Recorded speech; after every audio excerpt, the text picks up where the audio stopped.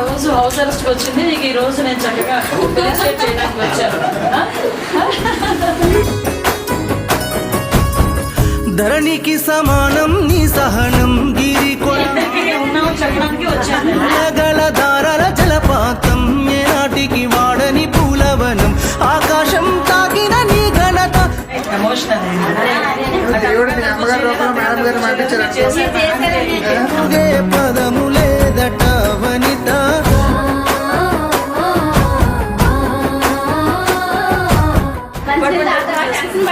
ఎందుకు టెన్షన్